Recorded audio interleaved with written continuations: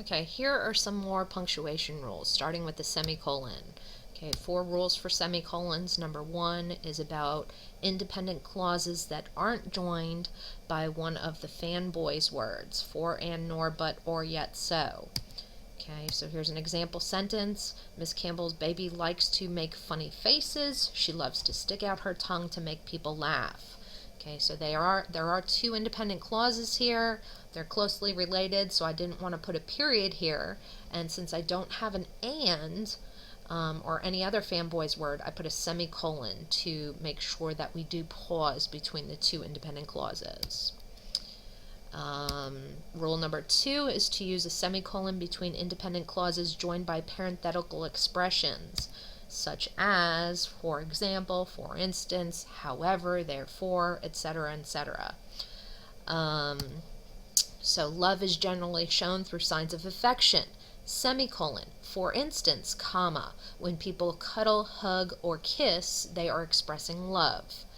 Okay, so we have 2 independent clauses, but then we have a parenthetical expression in between them.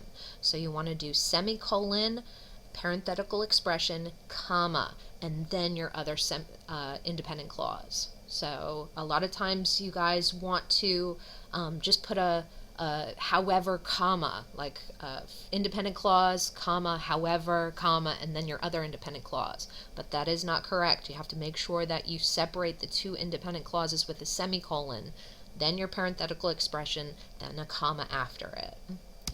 Okay, rule 3 is to, you may need to use a semicolon to separate independent clauses joined by coordinating conjunctions when there are already commas within the clause. Okay, and if there are only 2 commas in the clause, then you don't need the semicolon, but if you have more than 2 commas, to prevent confusion, you use the semicolon. So here I have SJA, the Catholic school on Broussard Street, offers classes in English, math, and science. So that's 1 independent clause, but I have 3 commas in that. Okay, I have a fanboy's word, but since there are already 3 commas, I had to put a semicolon to separate the first independent clause from the second one. Okay, so here's the second one. Its students, found having fun on campus grounds, are intelligent, considerate, and interesting.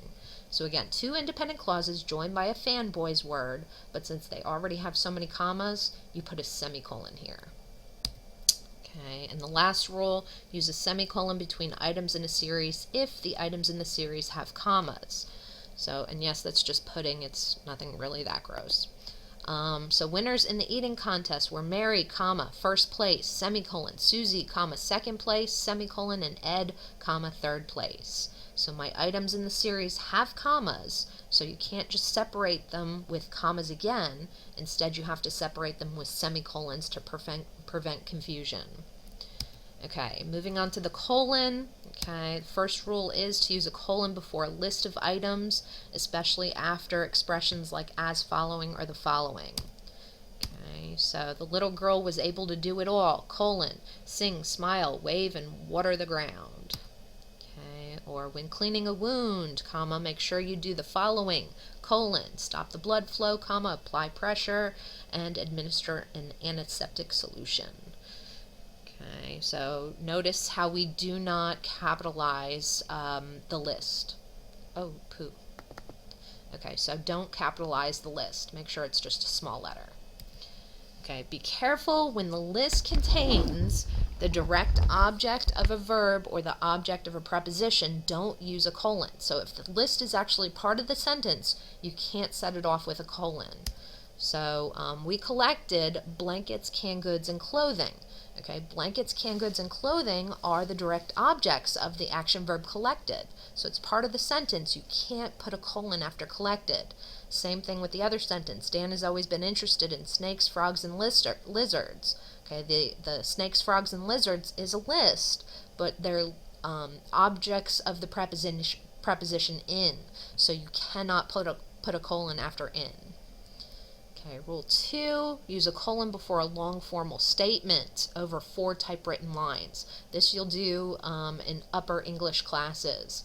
So whenever we're writing an essay, you always have to keep your quotes to under 4 typewritten lines for this reason, because you have to set it up differently if it's over 4 typewritten lines.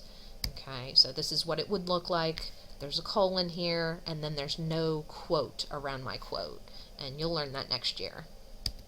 Rule 3, use a colon between independent clauses when the second clause explains or restates the idea in the first. Okay, so that boy is too stiff. Colon, he refuses to show emotion or smile, and that is my hubby back in the day. So since we're restating the same idea, you put a colon here and you do capitalize the H in he. Okay, if this was a semicolon, you would not capitalize, but since it's a colon, you capitalize it. Rule 4, okay, obviously 248, put a colon between it for the time. Okay, 5, use a colon when you're referring to Bible passages between chapter and verse. Okay, rule 6, use a colon between volume and number, or volume and page number of a periodical, which are like magazines or newspapers. So this is if you're citing. Okay, and rule 7, use a colon after the salutation of a business letter. Okay, so Dear Child Services, colon. Poor little Courtney is drowning in the back as her family is ignoring her. So a little bit funny. That was a student from a few years ago. Okay, and last set of rules is for italics or underlining. Okay, basically they're interchangeable, but the new way of doing it for if you're typing on a computer is italicizing. But it is the same for underlining. It's the same rules. Just don't do both of them, and if you're handwriting, underline. Don't try and write sideways. Okay, if you are stating titles of books, films, plays, TV shows, newspapers, magazines, works of art, or ships, you want to italicize those names. So it's basically a large work of literature. Italicize them. Okay, and here is an example. There are many articles on the dangers of rafting in the New York Times and the Advocate. Okay, I'm just noting here that the New York Times is not the title, so I didn't italicize the, but for the Advocate, the is actually in the title, so we italicized. And last, use italics or underlining for words, letters, and figures referred to as such, and for foreign words not yet adopted into English. So if I was to say that my favorite word was awesome, I would italicize or underline it. And if I'd say that my favorite letters are blank, blank, and blank, I'd underline or italicize those. It's a weird rule, but it is a rule. Okay, and that is it. Goodbye for now.